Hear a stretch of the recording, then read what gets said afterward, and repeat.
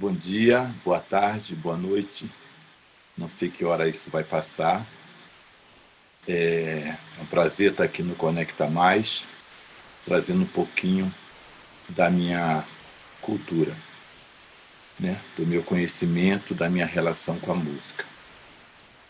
Meu nome é Vitor da Trindade, eu sou artista da música. Eu tenho um pouco de dificuldade de definição para o meu trabalho, mas eu sou um artista da música. Eu sou formado em música popular pela FITO, Universidade FITO de Osasco.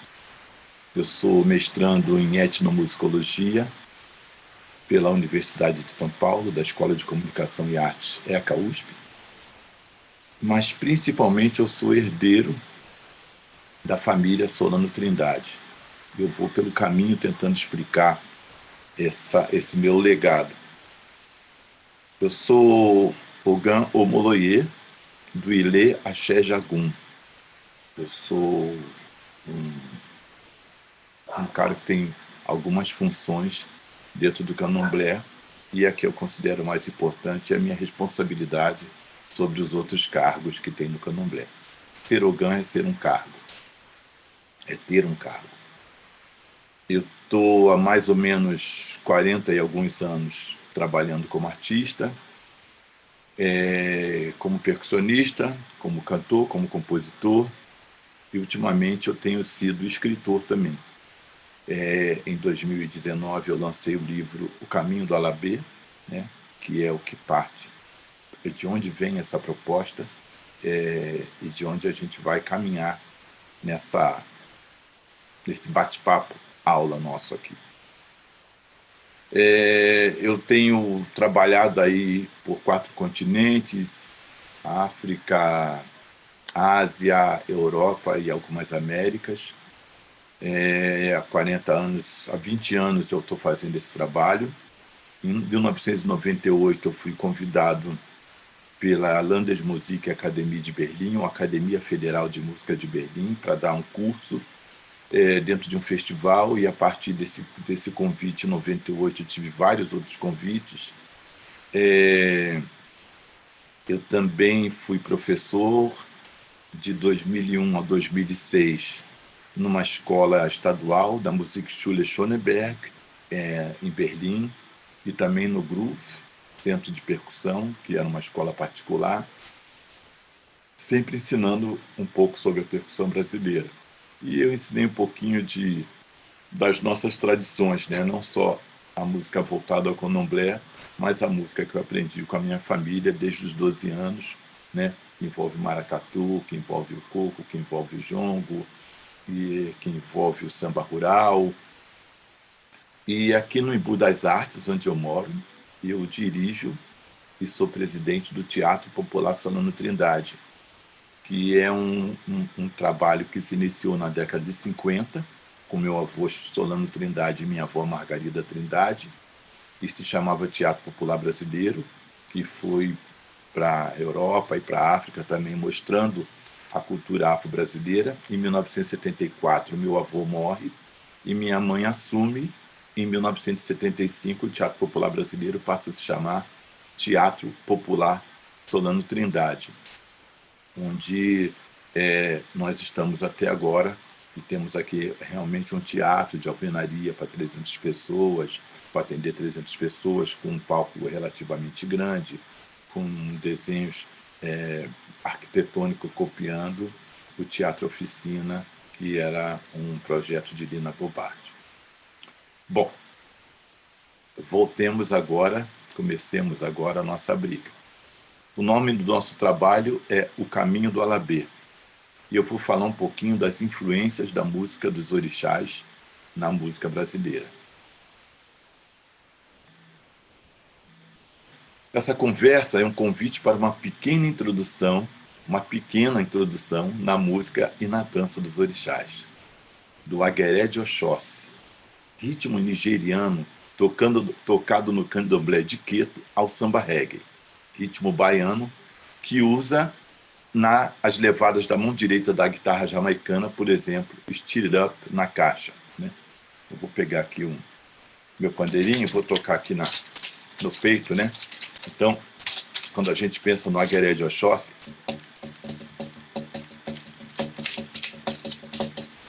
tocar na platinela.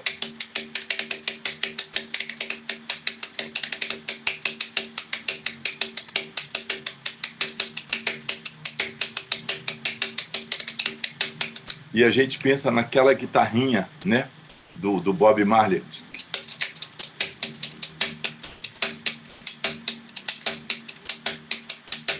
Quando a gente pensa nesses dois sons juntos, né? A gente vai direto nesse lugar que é o samba reggae, né?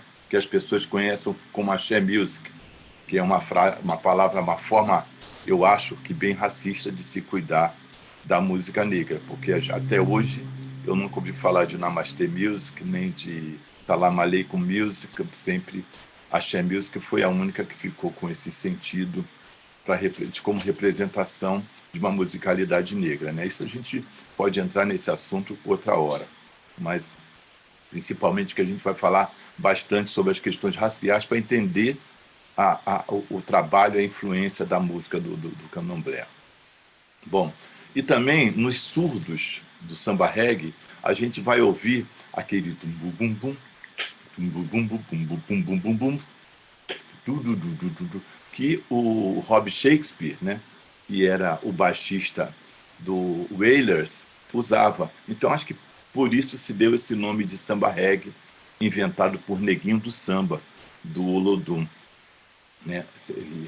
Um bom exemplo é eu ver Waiting for in Vain for Your Love. É uma boa música para se entender. Então, a gente vai passar pelo samba cabula, do samba de roda e pagode, misturando tradição e modernidade. Então, esse é o nosso objetivo. Esses são os meus mestres, que é a família Solano Trindade. À esquerda, né, provavelmente para vocês pode ser a direita, mas na minha tela vai ser a esquerda, tem um rapaz de camisa branca, é o meu tio Liberto Solano Trindade.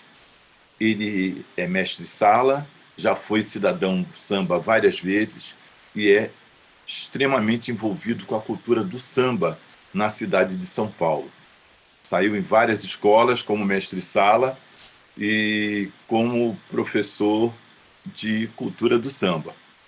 Ao lado dele, um senhor de camisa fechada até o pescoço e de bigode, está o meu avô Francisco Solano Trindade, escritor, poeta, cineasta, um homem, um multiartista, um artista que fez muita coisa, mas principalmente envolvido com a questão da democracia racial no Brasil. Ele escreveu vários livros e o pessoal do rap o considera como se fosse o pai dos raps, pela sua poesia falada e voltada à cultura das minorias, à cultura da comunidade negra. Lendo o livro está meu tio Francisco Solano Trindade, que faleceu muito novo, com 18 anos, enquanto estava no Exército, porque era contra as leis vigentes na época da ditadura. Em cima, minha mãe, Raquel Trindade de Souza, conhecida como memória viva da cultura afro-brasileira, professora do DAC, do Departamento de Artes Cênicas da Unicamp, em Campinas, São Paulo, professora de dança brasileira, problemas brasileiros e cultura negra. À direita dela, minha avó, Maria Margarida da Trindade, uma pessoa de pele mais clara, que não sei como é que está aí organizado, se está de cabeça para baixo, como é que vocês estão vendo, né? É minha avó Maria Margarida da Trindade. Minha avó era terapeuta ocupacional e trabalhou no Centro Psiquiátrico Pedro II, no Rio de Janeiro, em Engenho de Dentro, como auxiliar da doutora Nise da Silveira. Ela era professora de danças, cantos e tradições afro-brasileiras dentro do Museu da Imagem e do Inconsciente, que foi importantíssimo dentro da luta antimanicomial no Brasil. E, finalmente, à direita, minha tia Godiva Solano Trindade, que também trabalhava no mesmo hospital, junto com a minha avó.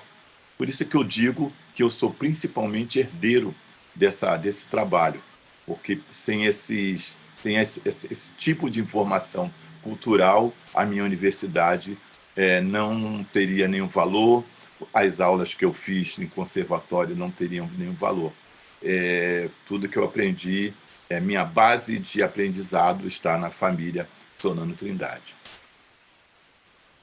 Bom, como eu disse, eu não posso falar da música, dos tambores afro-brasileiros sem falar da questão racial. Então, eu vou falar sobre Florestan Fernandes, que é um intelectual brasileiro, que diz que o brasileiro tem preconceito de ter preconceito. Em outras palavras, o Brasil seria um país com racismo, mas sem racistas. O exemplo disso é o fato, isso é um fato, que acontece comumente nas aulas que eu ofereço. Geralmente, quando eu fazia, né, agora, aulas presenciais, eu fiz aulas presenciais na Unicamp, não, na Unicamp é mentira, eu fiz aula na Unesp,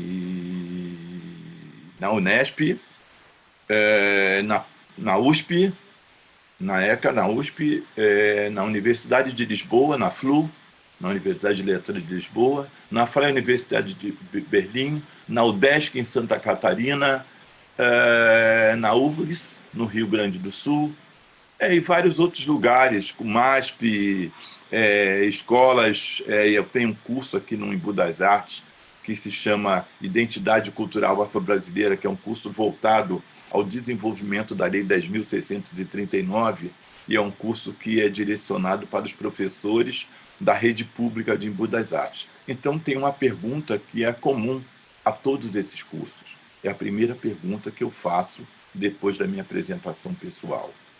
Eu pergunto: quem acredita que no Brasil existe racismo? A resposta é sempre a mesma. Todos acreditamos. Todos acreditamos que no Brasil existe racismo.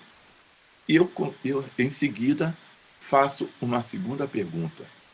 Quem neste lugar, neste local, se considera racista?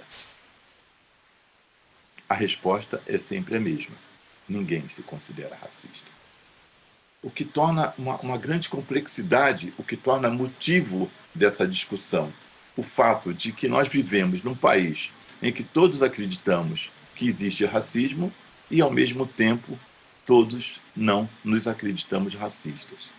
E aí a gente começa a dialogar sobre a questão racial no Brasil.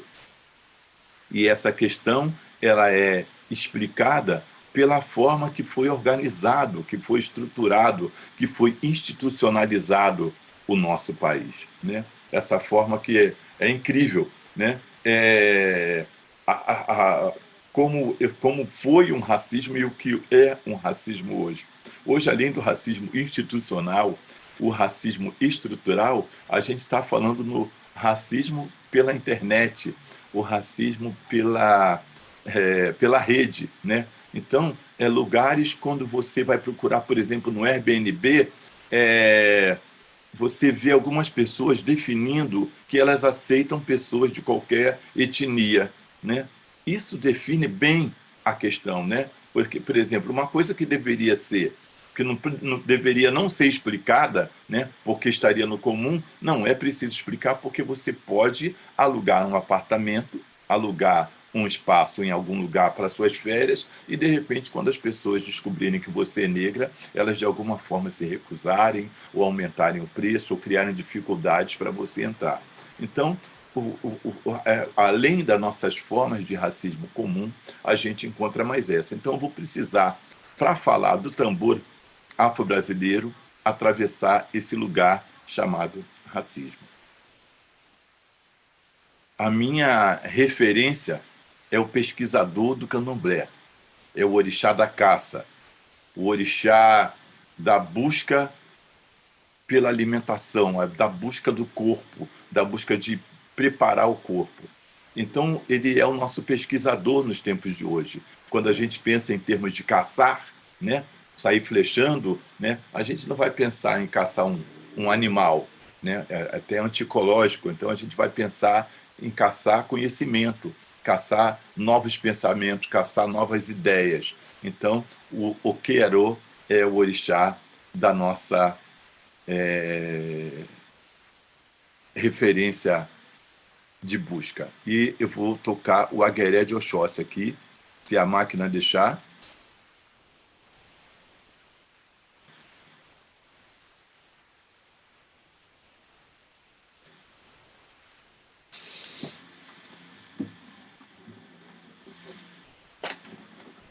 Aí a gente pode pensar o samba reggae nesse mi.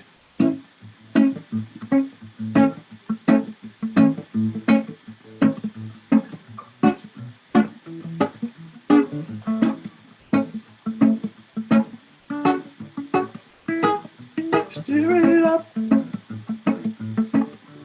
little darling, stir it up, stir it up, little darling, stir it up. Odé como odé, odé como odé, oxé arerê, odé como odé mao, odé xelé belé oni.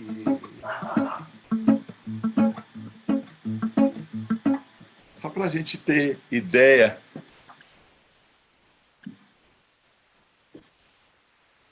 dessa possibilidade do samba reggae que veio na cabeça de neguinho do samba na década de 80, na formação do Olodum, na formação do samba reggae.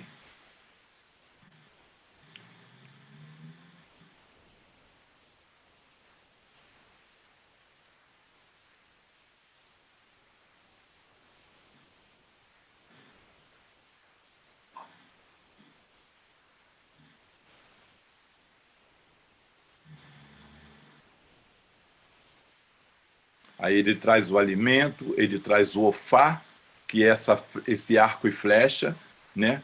Mas para nós, intelectuais, esse ofá ele não busca a caça pelo alimentar o corpo, mas para alimentar o conhecimento, como eu já falei. O que nos faz iniciar esse diálogo? É a Lei 10.639 de 2003. A Lei 10.639 era a lei que obrigava o ensino da cultura negra nas escolas. Por que ensinar a cultura negra nas escolas? Devia ensinar qualquer cultura nas escolas, é a pergunta comum, né? Mas foi necessário o ensino da cultura negra para iniciar um diálogo antirracista a partir dos ensinamentos que a gente tinha na escola, porque geralmente o que a gente aprendia na escola eram coisas que depreciavam a pessoa negra, né? Usando um termo mais racista ainda, que denegria o negro, né? Então, o termo tornar negro, denegrir, né? Então, denegria o negro, ou depreciavam a cultura negra. As próprias informações escolares colocavam o negro como um escravo, ou aquele que tinha decidido ser escravo, que não era uma condição de escravizado, e outras coisas piores. E a outra lei foi a 12.711 de 2012, que é a lei de cotas raciais na universidade, que a gente vai tentar, se um dia vocês tiverem dúvida, aí a gente poder conversar mais pessoalmente, mas é muito importante a criação dessa lei a partir das próximas leis que eu vou apresentar agora. A Lei 10.639 de 2003, deixa eu ver se eu vou pular isso aqui. Não preciso, não. A referida lei, bom, eu já falei o que é a lei, então eu vou pular aqui, né? Não vou ler, vou ler. Nesse sentido, a referida lei busca, por meio da educação, incluir reflexões sobre a formação da nação brasileira, propondo às novas gerações outras formas de pensar sobre quem somos e quais os fundamentos históricos que permeiam nossas raízes culturais, além de reconhecer o legado histórico dos negros que, aportados no Brasil como homens e mulheres escravizados, marcaram presença na formação da história do Brasil. Fator que nos faz pressupor que hoje é impossível pensar o que é ser brasileiro sem reconhecer a nossa ancestralidade negra.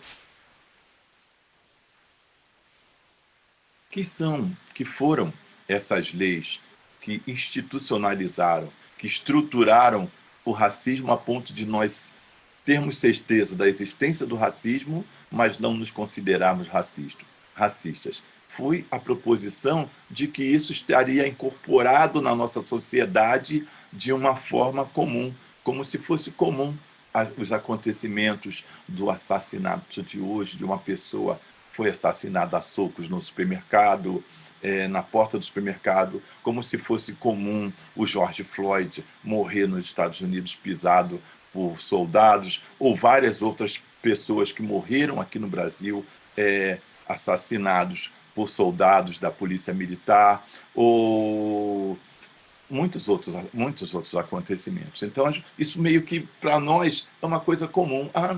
Isso é normal acontecer porque as pessoas pretas não estão no contradireito disso, né? Então, vamos lá. Vamos começar pela Lei Complementar ao Império de 1824, que proibia o direito de educação, ou seja, ela proibia que as pessoas negras pudessem se educar, que as pessoas negras pudessem ir à escola. Proibição da sua educação. Alguém já pensou na proibição da educação? Você ser proibido de se educar, você ser proibido de aprender alguma coisa, você ser proibido de aprender a ler, ser proibido de aprender a escrever? É muito grave o tamanho disso, até onde vai isso, claro, até os nossos tempos. A segunda proibição foi a proibição sobre o direito à posse da terra. As pessoas negras não tinham direito a possuir terra, né? E não é nem por donativo, elas não poderiam receber terras doadas e nem comprar terras. Como é que você vai poder criar alguma coisa? Como é que você vai poder... Isso são leis de antes da libertação, né, dos escravizados, né? A Lei Rio Branco, de 28/9/1871, conhecida como Lei do Ventre Livre, ela permitia que a criança que nascesse a partir desse dia 28 nascesse livre, sendo de pais escravizados. Ora, sejamos inteligentes do século XXI, onde nós estamos hoje, de 2020, quase 2021. Né? Nessa lei do Rio Branco, afirma que a criança é livre e o pai é escravizado. Funciona. Funciona você ser livre quando seu pai é escravizado? Você ter 0 ano, 2 anos de idade e ser livre quando seu pai é escravizado? Quem vai cuidar de você? Quem vai lhe ensinar? Quem vai lhe criar para ser um ser humano? Como você vai crescer e ser humano de valor se os seus pais estão escravizados? Eu poderia deixar isso na teoria, né, para a gente pensar sobre esse assunto. Mas eu dei sorte um pouco para ilustrar essa aula num dos momentos da minha vida qualquer em que eu estava esperando uma consulta, sentou-se do meu lado uma freira e começou a trocar ideia e eu mostrei o livro que eu escrevi para ela. E estávamos falando sobre isso e ela falou que o avô dela tinha sido beneficiário da Lei Rio Branco de 28/9/1871, ou seja, da Lei do Ventre Livre. E aí ela contou, gente, que esse avô, dos 2 aos 7 anos, ele ficava amarrado na senzala enquanto os pais iam trabalhar na fazenda, no eito, ou no canavial, eu sei lá onde era, né? Dos 7 anos aos 12 anos, essa criança ficava amarrada ao pé da mesa dos senhores, abanando a comida para que ela pudesse receber alguma alimentação. E dos 12 anos em diante, essa criança sumiu no mundo e se tornou provavelmente um criminal. Isso é o que é a Lei do Ventre Livre, na real. A afirmação da existência da criança abandonada. A afirmação da existência de uma criança que não vai ter pai e nem mãe. E eu queria deixar claro uma coisa aqui, antes de dar continuidade, é que eu não estou esperando que as pessoas sintam pena, eu não estou esperando que as pessoas se sintam constrangidas ou que falem, oh, que maldade. Não, não é maldade, não. É um fato, estou falando de fatos que aconteceram no Brasil e que eles têm que ser demonstrados para que a gente entenda a razão quando a gente cria uma data chamada 20 de novembro. A razão pelas quais a gente cria o Dia da Consciência Negra. A consciência negra para que nós, negros, tenhamos consciência dos acontecimentos que criaram e que formaram o racismo no Brasil. E para que as pessoas brancas percebam como funcionou a estrutura e montagem estrutural do nosso país. Em 28 de setembro de 1885, 14 anos depois, 14 anos depois, foi criado a Lei Saraiva-Cotegipe, mais conhecida como Lei do Sexagenário. A pessoa que chegava aos 60 anos deixava de ser escravo. Horas. Naquela época, a expectativa de vida do ser humano branco era de 40 anos. Esse ser humano branco não trabalhou escravizado. Não trabalhou de manhã até a noite, todos os dias. Nem trabalho braçal. Então, a expectativa do ser humano negro era ainda inferior à expectativa de vida do ser humano branco. A pessoa chegar com 60 anos e se libertava só isentava o dono de escravo de pagar os devidos direitos a essa pessoa, de cuidar dessa pessoa no fim da vida. Essa pessoa, já que ela não tinha direito à posse da terra, nem à educação, como eu tinha afirmado antes, essa pessoa seria uma pessoa jogada no meio da rua aos 60 anos. Depois, ou ainda antes, né? Aí eu vou pular. Deixa eu ver. Isso. Em 13 de maio de 1888, 3 anos depois da Lei Saraiva-Cotegipe, foi promulgada a Lei Áurea, que terminava com a escravidão no Brasil.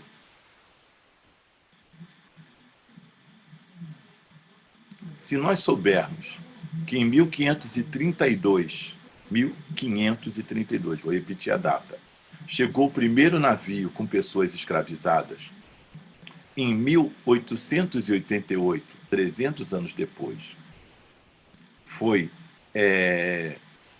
extinta a escravidão, nós temos que pensar que as pessoas trabalharam sem direitos, sem direito de crescimento, sem direito à educação, por 300 anos. E, quando terminou esse tempo, essas pessoas não tinham direito a nada. Nem uma rescisão de contrato, nem os direitos trabalhistas comuns às pessoas. E, paralelamente a isso, abriam-se as portas da imigração europeia, porque o governo brasileiro declaradamente, vocês devem procurar nos jornais da época, né, declaradamente gostaria de embranquecer o Brasil. E não era interessante que os nossos projetos culturais, que os nossos projetos agrícolas, que os nossos projetos industriais, que estava começando a época das indústrias, fossem manejados, organizados ou feitos pelas pessoas negras. Então, foram abertas para as pessoas europeias que chegaram exatamente na década que pertence ao final do século XIX. E aí, o que aconteceu? As pessoas tiveram que ir para a favela, que tiveram que andar pela rua, porque não tinha emprego, não tinha como trabalhar, e estavam livres. Em seguida, já em 1890, foi promulgada a Lei da Vadiagem. Ou seja, toda aquela pessoa que estivesse sem trabalho andando pelas ruas estaria preso. A Lei da Vadiagem ela só se extinguiu em 1977. Dependendo da idade de você que está assistindo, né? Ou você próprio, ou seu próprio pai, ou mesmo seu avô, foi atingido pela lei da vadiagem em 1977 e tomou dura da polícia.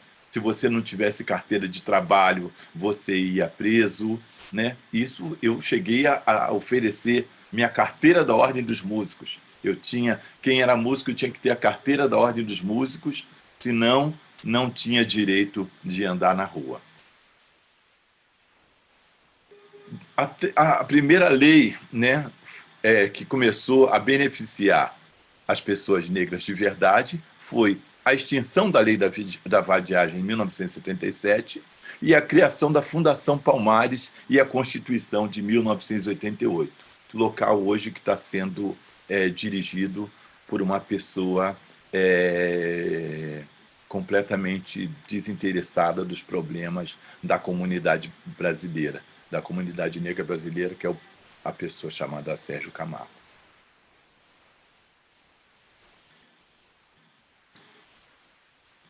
Não sei se vocês estão vendo essa imagem. Essa imagem representa um palácio no Império de Gana. A gente sempre imagina o continente africano, antes da escravização, antes das colônias, como um lugar só de choças, né? Como um lugar só de leões selvagens.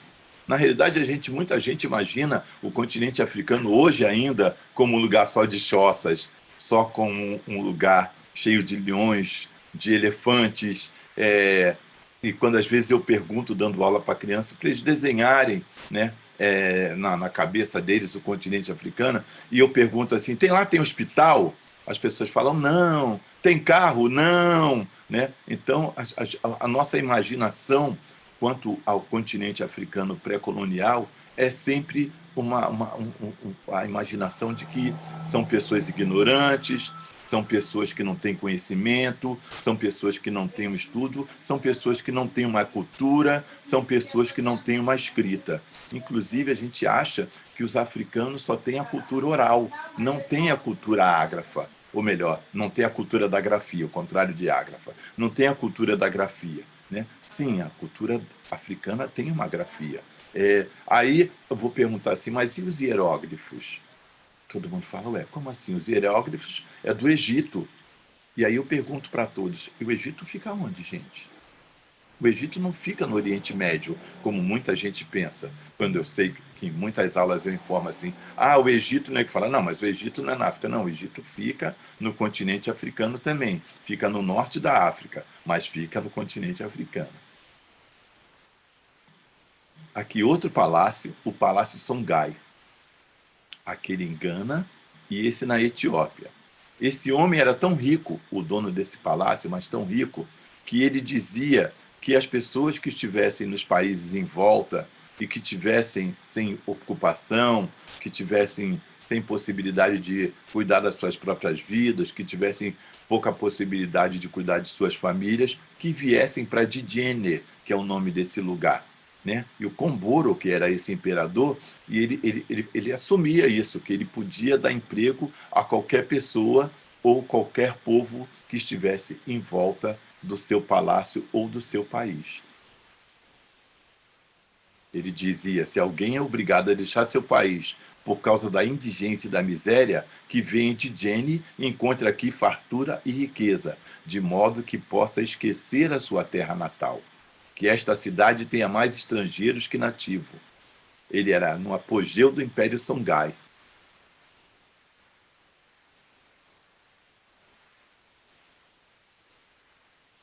Isso eu já falei, né? Que todo mundo imagina que o juízo que as pessoas africanas vi no Brasil era curto de inteligência, sendo dictado aqui e ali alguns bolsões de informação e entendimento apenas entre os oriundos do Antigo Sudão. Assim, todos os negros escravizados seriam a priori estúpidos e imbecis, constituindo exceções somente alguns oeste-africanos, principalmente os islamizados. Este porque eles vinham ensinar aos senhores de escravo a ler e a escrever. Em África Antiga habitavam importantes exemplos de civilização, como o povo Dogon, com conhecimento astronômico, ou o povo Banioro da atual Uganda, que fazia operações de cesariana, testemunhado em 1879 por Robert W. Felkin, em artigo publicado pela Revista de Medicina de Edimburgo, ou as arquiteturas egípcias e muito mais. Claro, as pirâmides, os estudos astronômicos, tudo isso é importante para definir essa inteligência, essa cultura africana. Esse é mais ou menos o lugar da formação que mandaram mais gente para a formação dos candomblés aqui, né? Mais essa região de Gana, Nigéria, o Benin, né? E mais esses 4 pontos que tem a formação do candomblé de Quito. Eu não vou falar sobre o candomblé banto porque eu não o conheço muito bem, mas eu vou falar mais ou menos, dar uma pequena passada. Isso aí é uma operação de cesariana que aconteceu nesse povo que o W. Felkin registrou. Só um minutinho.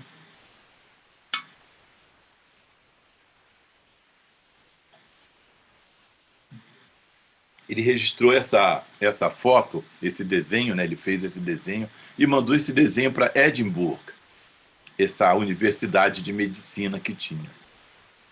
E aí eu sempre pergunto para as pessoas, né, quando eu tenho tempo, né, quando é uma coisa presencial, eu sempre pergunto para as pessoas como é que vocês descrevem essa operação. E aí as pessoas falam, aquele que está ajoelhado está segurando o pé porque ela vai fazer sem anestesia e esse camarada está segurando os 2 pés dela para não sentir dor. E aquele outro que está segurando a barriga também. Aquele lá tem uma faca. A cama está inclinada. Né? Eles estão todos pelados porque não tem roupa. Naquele tempo, naquele lugar, não existia roupa. Né? E aí eu vou, né, no pensamento do W. Felkin, que ele mandou esse material lá, porque justamente eles estavam pelados. Porque na época, as questões de higienização das roupas de quem fazia uma operação não era bem cuidada. Então, a morte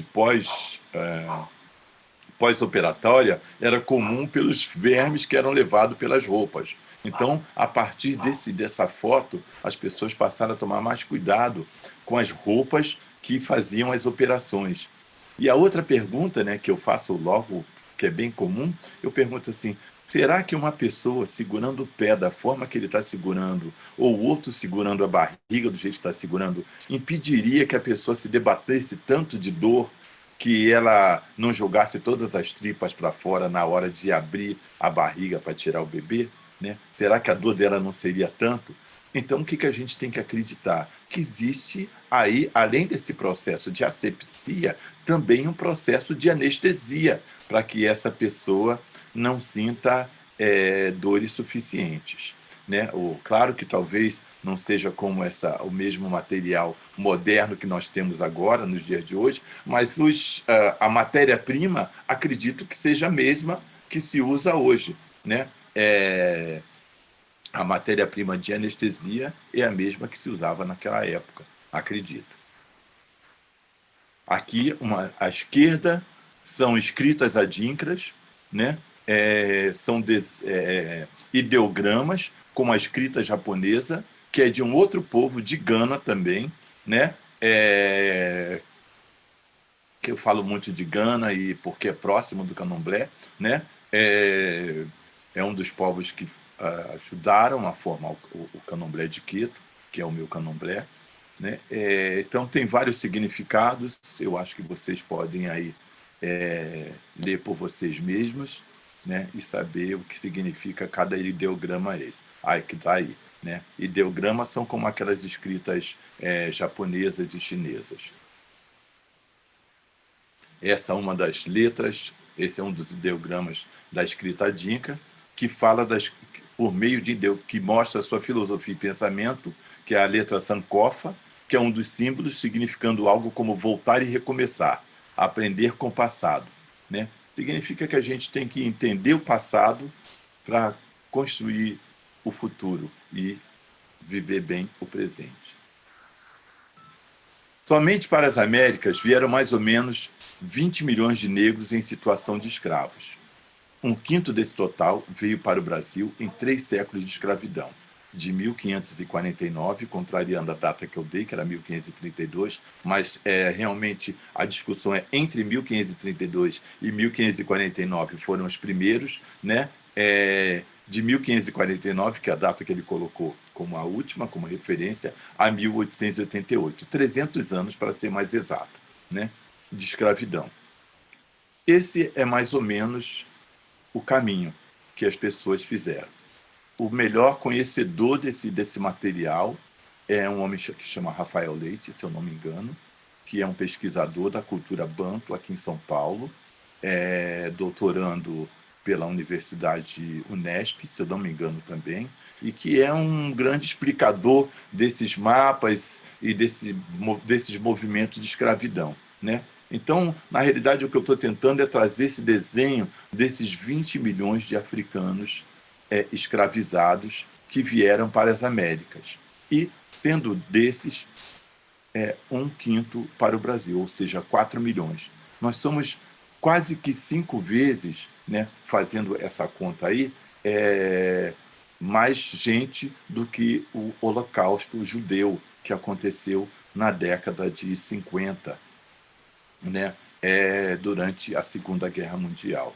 E isso, se a gente contar esses 20 milhões, só pelas pessoas que chegaram vivas, porque também a gente tem que entender que nos barcos, né, nos relatórios dos navios negreiros, eles diziam que perdiam 50% normalmente da mercadoria.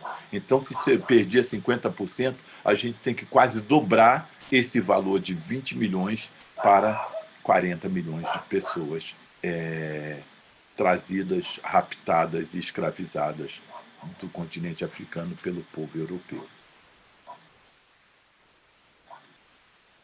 Mesmo... eu preciso mais beber mais água, gente.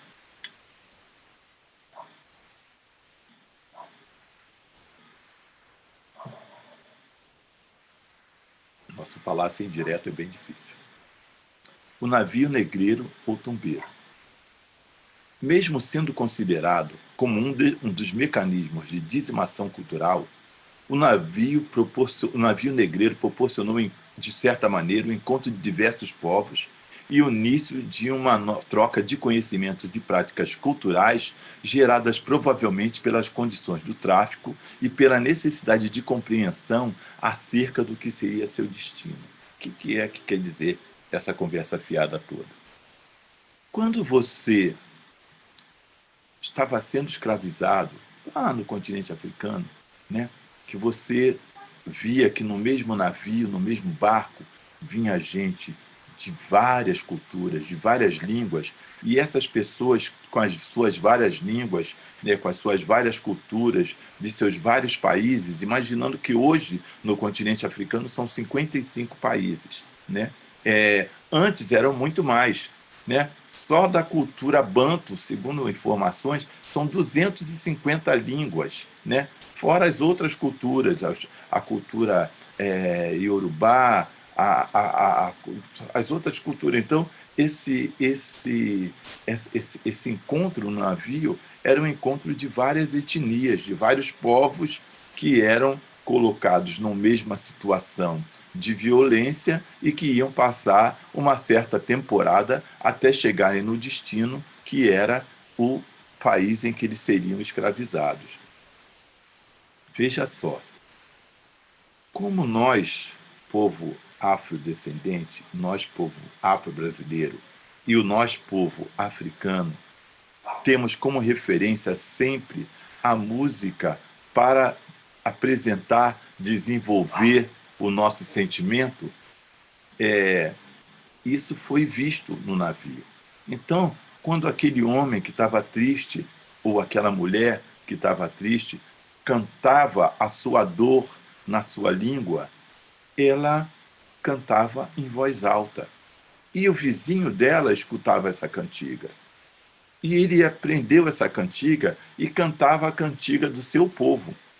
E essa outra pessoa também aprendia cantiga do povo da outra pessoa. E assim, naquele lugar, as pessoas trocavam suas informações culturais, trocavam suas histórias culturais, trocavam referências de suas comunas, de suas comunidades. A esse processo deu-se o nome de candomblé, que seria a religião dos orixás para o povo Yorubá e Inquices para o povo Bantu. O que eu quero dizer? Que aquele homem de verde que está segurando o pano à esquerda da tela, que chama Oxóssi, não falava a língua do vizinho dele, que é aquele que está com palha na cabeça, que é o Baluayê, porque Oxóssi era de Queto, na Nigéria. E o Baluayê era do Benin, não ia falar a mesma língua. Oxalá, aquele que está embaixo, é de Oxobô, não ia falar a mesma língua. E só aqui no Brasil é que esses orixás, esses vários países, esses vários lugares, se encontraram no mesmo espaço, nesse espaço que se chama candomblé ou religião, ou, desculpa, candomblé ou reunião, ou encontro, o encontro para rezar. Então, o candomblé ele é formado de várias etnias africanas e só existe no nosso Brasil.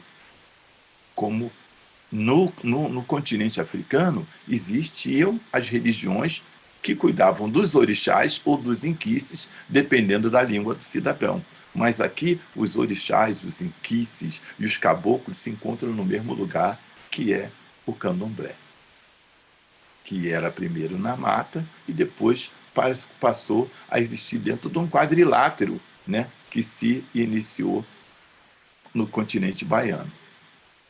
Na África, cada orixá estava ligado a uma cidade ou a um país inteiro. Tratava-se de uma série de cultos regionais ou nacionais. Xangô em Oió, Iemanjá na região de Ibá, Ieuá em Ibadô, Ogum em Equiti-Ondô, Oxum em Ijexá, Erinlê em Ilobu, Logunedé em Ilexá, Oxalá o Batalá em Ifé, subdivididos em Oxalufã, e em Ifã e Oxaguian em Ejibô. Olha que coisa doida, né? Então são vários locais, todos encontrando em em um mesmo espaço. A palavra candomblé seria uma modificação fonética de candombé, um tipo de atabaque usado pelos negros de Angola, ou ainda viria de candombidé, que quer dizer ato de louvar, pedir para alguém ou por alguma coisa. Então tem várias informações sobre a palavra candomblé.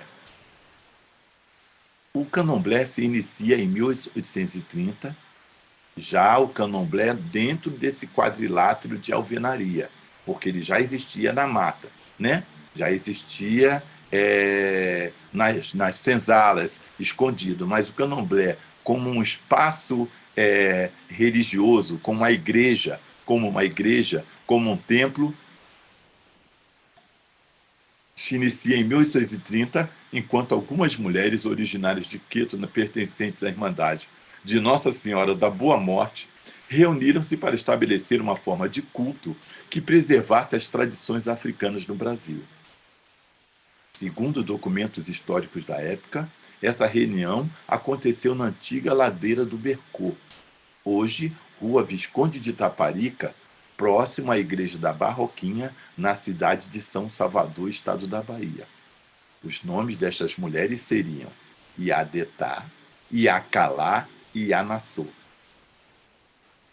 Enquanto na África a iniciação era feita muitas vezes em plena floresta, no Brasil foi estabelecida uma mini-África, ou seja, a casa de culto teria todos os africanos juntos. Interessante. Essas são duas mulheres da Irmandade da Boa Morte, que fica ainda até hoje em Cachoeira de São Félix, no Recôncavo Baiano.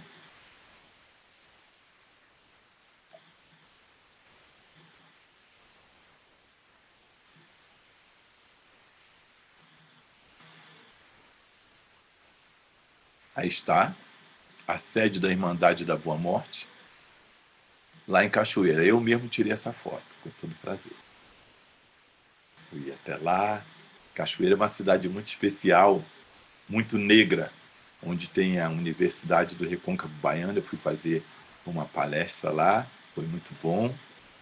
Também fiz um show. É a cidade de Seu Mateus Aleluia, cidade de nascimento do Seu Mateus Aleluia, dos Cinco Ães, né? Que é muito importante, fundamental para a musicalidade e para a música no Brasil.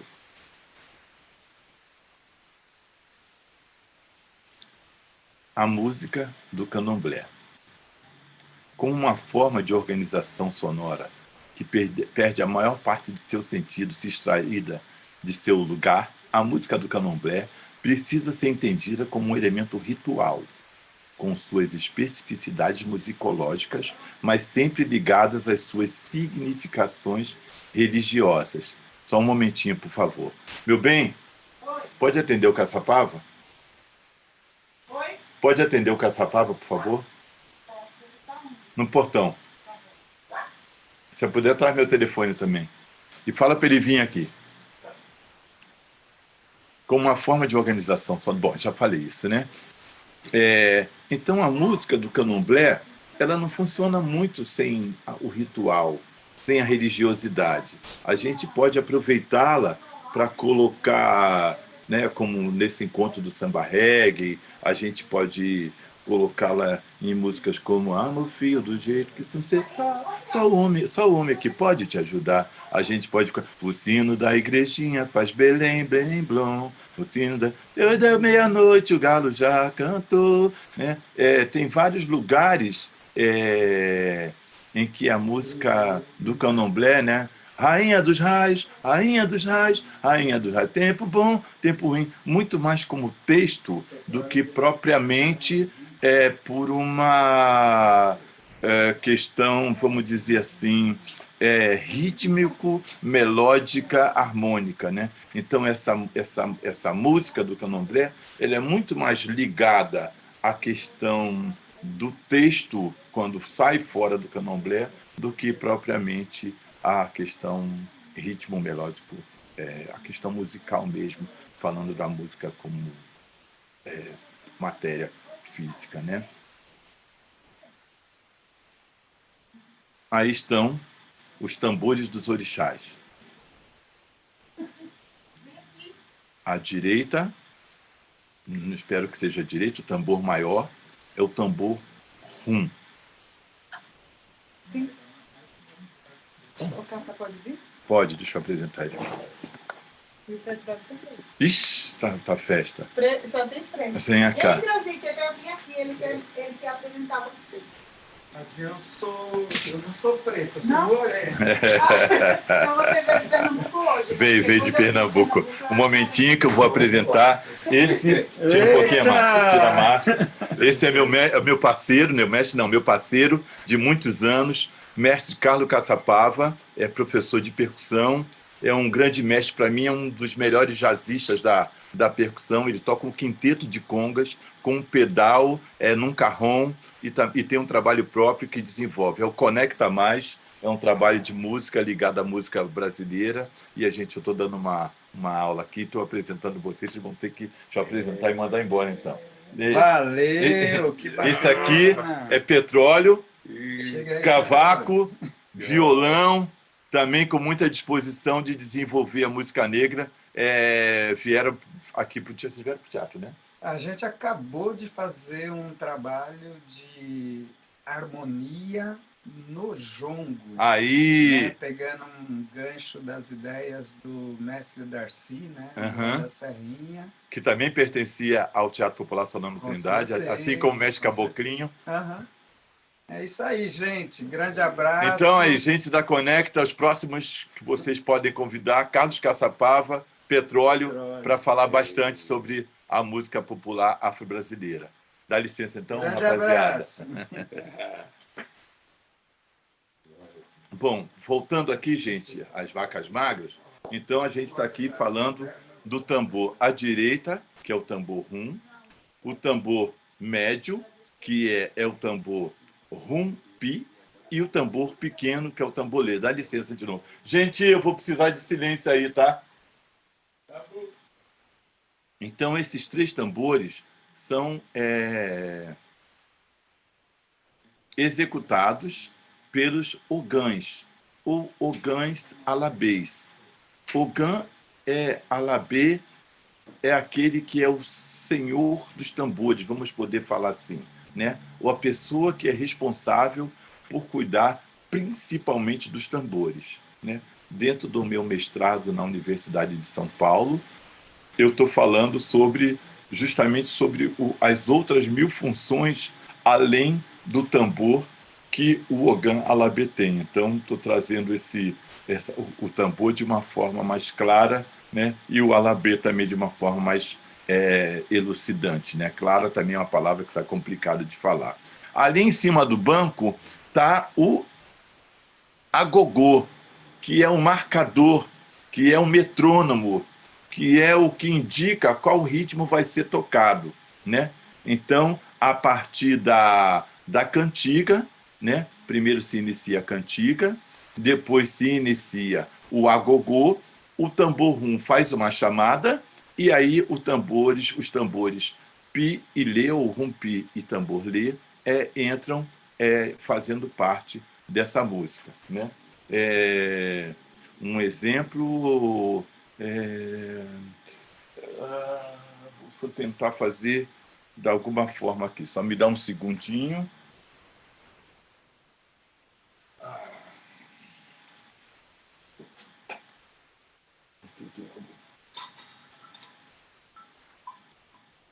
Então o camarada canta, né? Awale pale paona, ogumajo e Mario amatu ye. E aí vem o agogô que faz.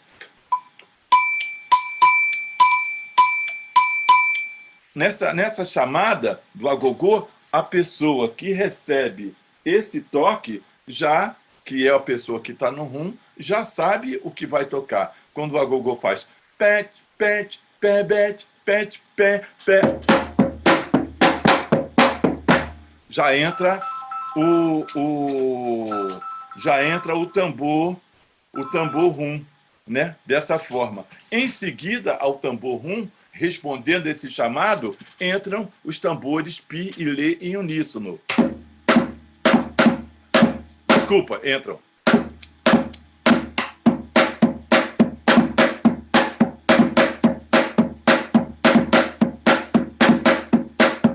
E aí forma-se o conjunto com vozes, com os 2 tambores e tudo, e forma-se o conjunto que a gente chama de orquestra dos orixás, né? É um trabalho muito bonito, é uma sonoridade muito bonita. Rum seria rugido, pi imediatamente, porque ele entra em seguida, e lê pequeno. Rum, rumpi e lê são deformações das palavras da língua Fon, que é uma das línguas do candomblé, rum, e lumpevi, da palavra nagô, que é outra língua do candomblé, omelê.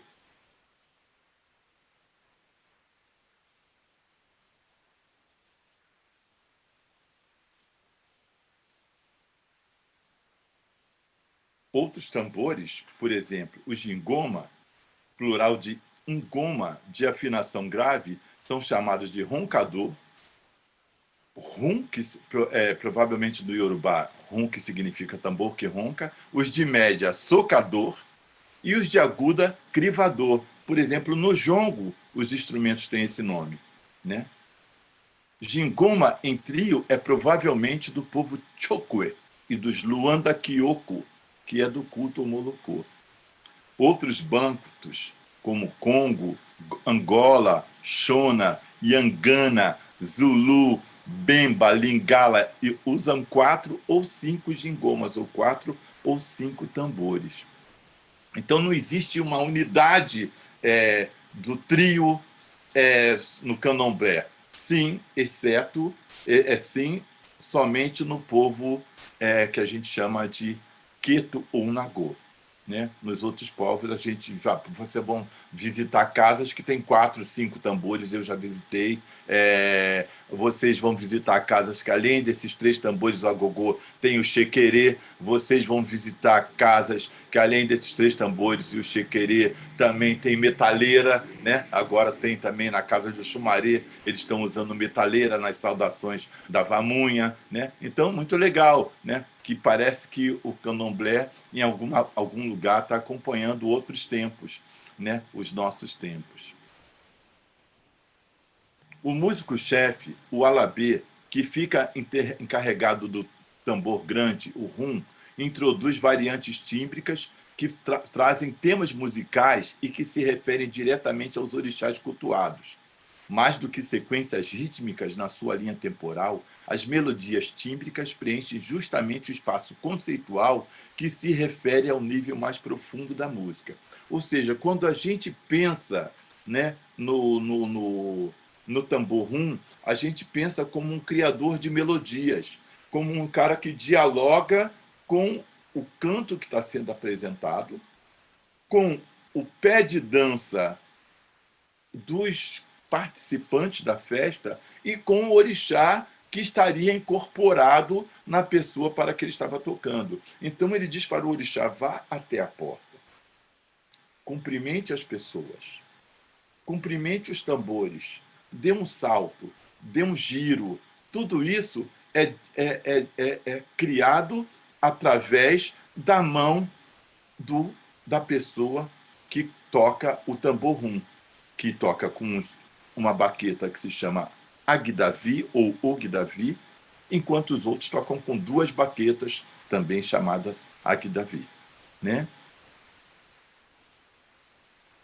Aqui um alabê no Benin, né? Já numa foto antiga, né? Mas com o mesmo pensamento, que ele toca da forma que se toca o tambor rum, numa das formas de instrumento que tem. E aqui eu vou apresentar uma dobra, né, um toque de um tambor rum por um alabê chamado William, Opotum William, ou Opotum Bicudo, que é da casa a que eu pertenço, do Ilê Axé Jagum.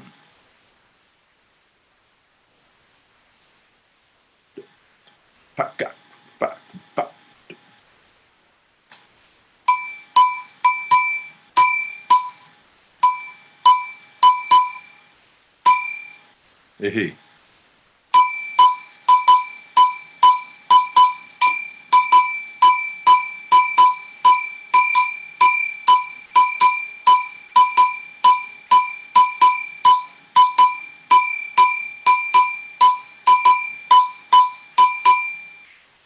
Então ele tocou para Ogum nesse lugar, né? Aí ele disse para Ogum: dance para um lado, dance para o outro.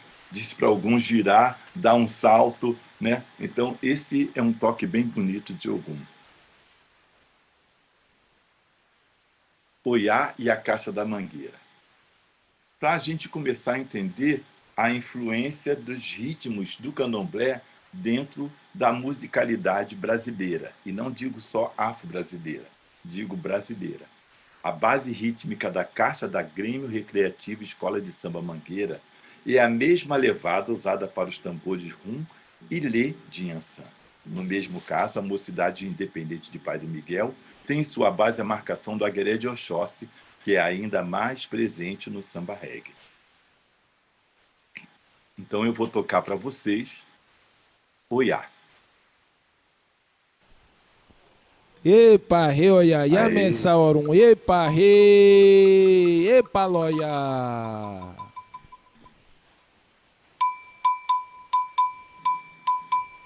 Epa, re, a coromaradeira, a coromaradeira, a coromaradeira,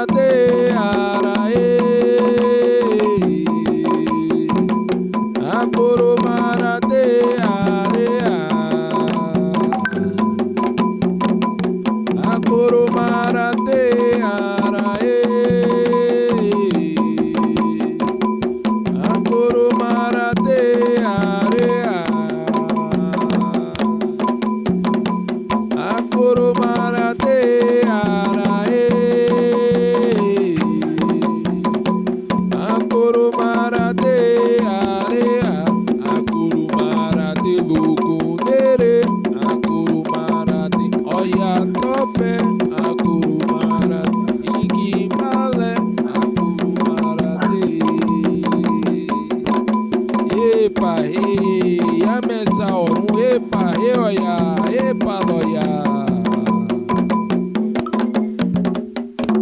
ioia, tete. Aí aqui, Caixa da Mangueira.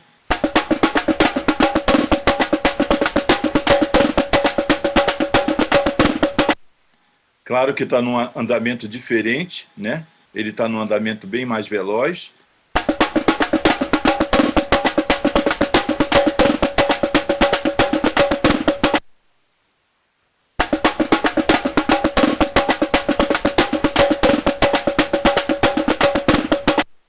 Mais uma vez.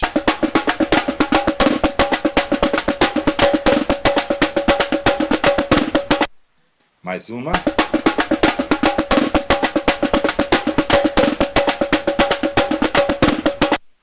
Então é importante ver que os dois estão baseados nesse lugar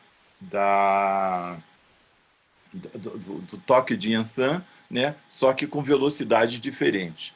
E agora eu vou trazer uma fala Ok. do Nilo Sérgio, que é o mestre de bateria da Portela, ou foi, né? E que está trazendo uma discussão dos toques de Oxóssi dentro como influenciador da bateria da Portela.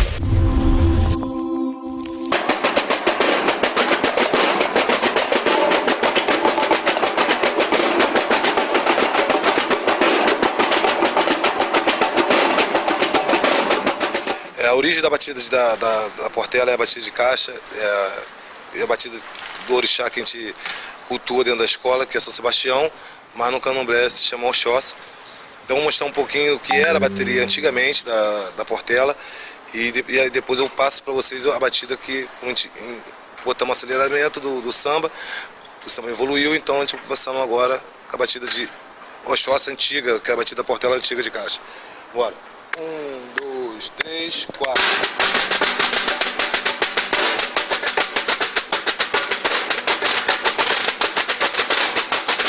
Inclusive surdos e um andamento como era a batida da Portela.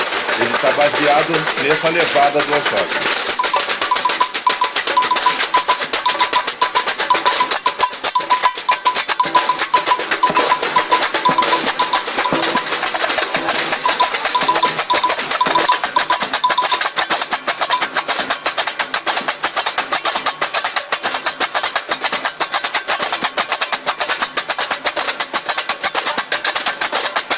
Devido ao andamento da evolução do carnaval e do samba ficou um pouco mais acelerado, a gente tiramos 2 rufadas dessa batida de caixa e botamos uma rufada só. Então a gente vai passar agora uma batida como está sendo agora a batida da Portela. Continua na tradição, mas mudamos, tiramos era 3 rufadas. Tiramos 3 rufadas, era 4 rufadas, tiramos 3 rufadas e deixamos uma rufada. Então eu vou mostrar agora para vocês a batida da Portela de agora. Vai! 1, 2, 3, vai.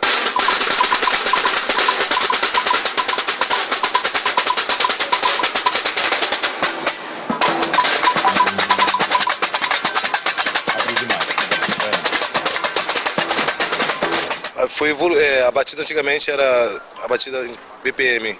Na escola de samba antigamente era 60, 70 pessoas na bateria, então ela vinha com a batida 144, 143, ela oscilava isso aí.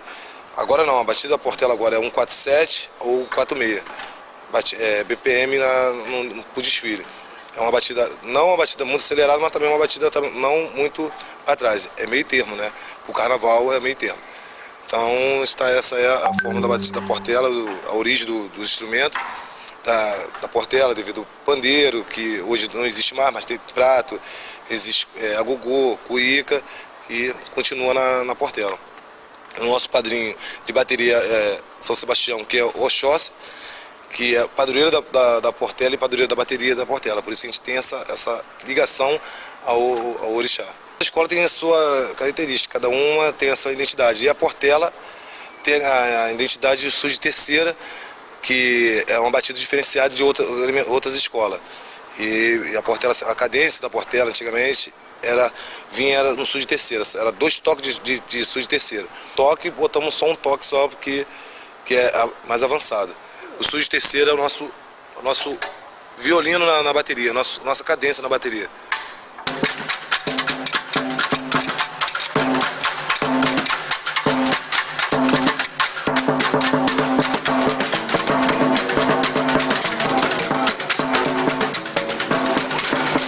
Antigamente tinha outro surdo de terceira, que era complemento dessa terceira aqui.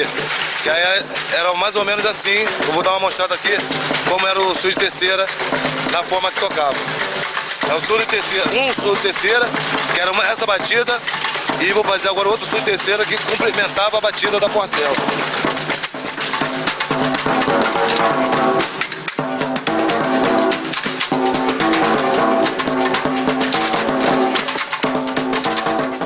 E se vocês prestarem atenção um pouco, é um pouco uma coisa de candomblé mesmo.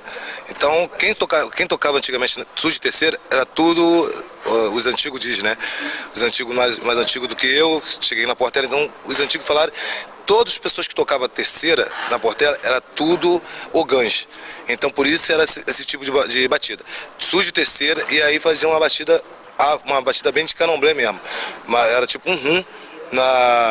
Tinha um surdo de terceira que fazia um toque, e o outro surdo de terceira fazia tipo um rum na batida, fazia tipo um contratempo na batida de terceira.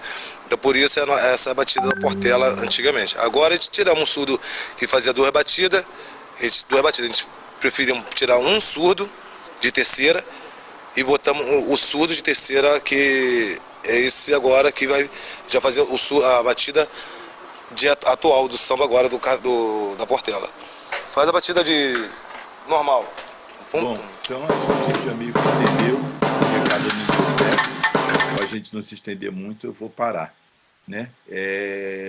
Porque é importante entender que dessa influência do candomblé sobre as batidas, sobre as levadas, sobre o ritmo das escolas de samba, né? Como é fundamental, né? Eu vou pular isso aqui por enquanto. Esse é o meu povo, é a minha casa de santo, né? Esse homem mais velho faleceu agora em 2020. Ele é meu babalorixá, meu pai de santo, e todos os outros são meus irmãos de santo, né? Meus irmãos de orixá. Eu vou meio que terminar por aqui, mas eu queria informar que não é só dentro da escola de samba, não é só dentro do maracatu, não é só dentro do coco, não é só dentro das manifestações afro-brasileiras em que há influência do candomblé sobre a música. Existe muito mais, né? E nós influenciamos também dentro da música clássica brasileira, não só através das pesquisas de Villa-Lobos, de Guarnieri, né? Mas também pela própria referência do início das escolas de música brasileiras, né? Quando a gente pensa no primeiro conservatório, que era a escola de música, né? O primeiro conservatório musical brasileiro, que foi fundado por Dom João VI, e que tinha como mestre de música, que tinha como mestre do ensino musical, tanto o padre José Maurício, que era uma pessoa negra, que fez o primeiro requiem de Dona Maria I, né, o primeiro requiem registrado no Brasil, que foi o de Dona Maria I, mãe de Dom João VI, né? Requiem, para quem não sabe, é a música que é feita para as pessoas que faleceram.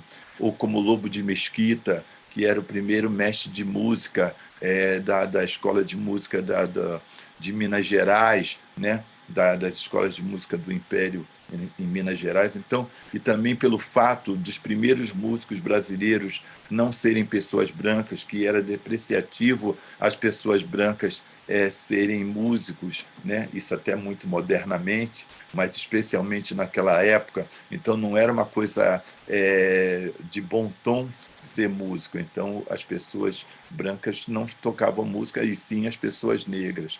Então, é muito importante saber, né, que a música brasileira ela tem essa influência do candomblé, a influência do povo negro quase que em todos os seus lugares, quase que em todos os seus pontos. E não só como se propaga, né, no axé music, né, voltando a essa palavra desagradável, né, no samba e nas suas influências que circulam. Mas também quando a gente fala na música sertaneja, na música da paulistânia, né, essa música que tem grandes ícones negros que não são conhecidos por serem pessoas negras, né? Então sugiro que procurem as referências. Tem o Carreiro,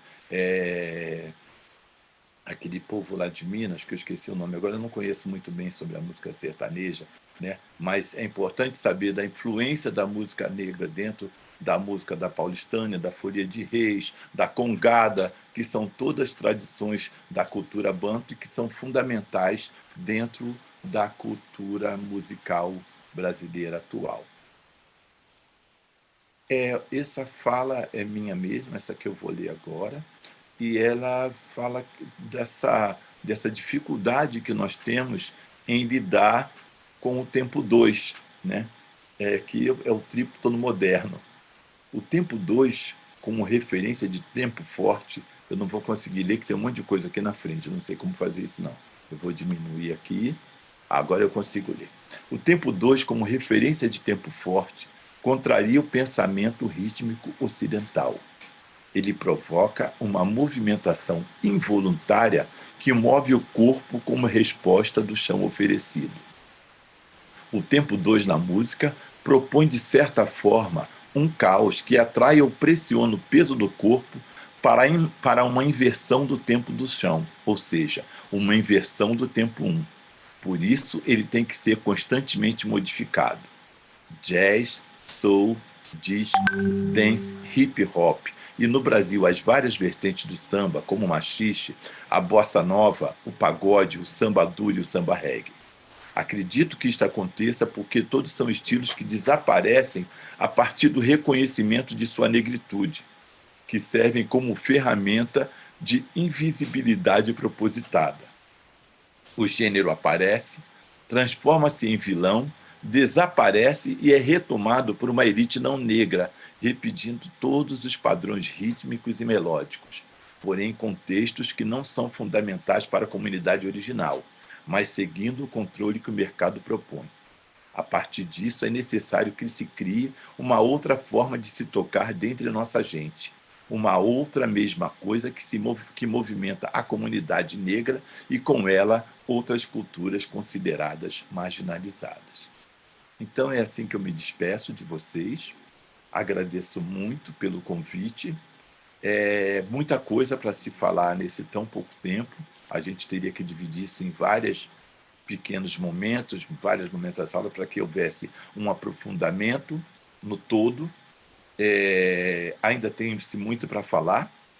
E eu agradeço muito pelo convite novamente. Agradeço a Elis, minha esposa, que veio apoiar aqui. Agradeço ao Tiago, que veio fazer a produção do trabalho. E agradeço a Conecta Mais por ter se interessado pelo meu trabalho. E agradeço também ao Éder Rocha, meu parça, beijão Éder, por me indicar para que eu fizesse essa aula aberta. Foi um prazer. Meu nome novamente é Vitor da Trindade e super agradecido. Até uma próxima. Axé e obrigadão.